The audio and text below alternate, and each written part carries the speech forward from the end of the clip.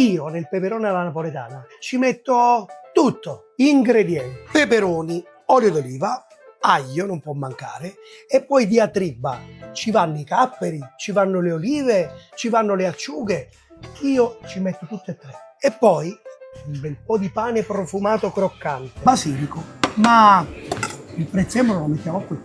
Cominciate a pulirli in questa maniera, così poi li passerete in acqua, li laverete ancora meglio. Batteteli bene, togliamo i semi, così, e poi una bella lavata sotto l'acqua. Togliamo la parte bianca, tagliamoli, a me piace farli a striscioline, mi raccomando strisciolina un po' come una tagliatella e fatela circa 1 centimetro. Allora, i peperoni ve li siete tagliati, perfetto. Io metto un pizzichino di sale fin dall'inizio, ci servirà per farli ammosciare un poco. Oh, mi raccomando, non lesinate sull'olio, ci va.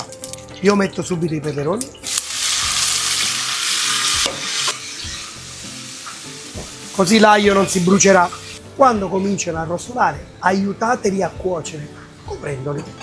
2 peperoni, 3 peperoni, 2-3 filetti di acciughe, ma non di più, e un po' di capperi triti. Adesso togliamo l'aglio e aggiungiamo un paio di filetti di acciuga, così, e li facciamo fondere nel suo olio.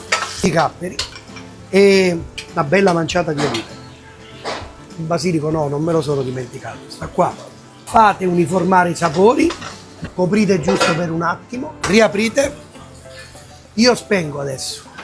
Pane profumato, aglio, prezzemolo, olio e un po' di pecorino, spegni tutto. Quando il pane avrà assorbito quel po' di liquido del peperone, lì si raggiunge l'apice. Adesso impiattiamo. Facciamo così. Se foste qui, io vi dico la mia. Peperone vince su Friariello. E voi, in che team state? Però fate i bravi, non fate la guerra. Viva il peperone!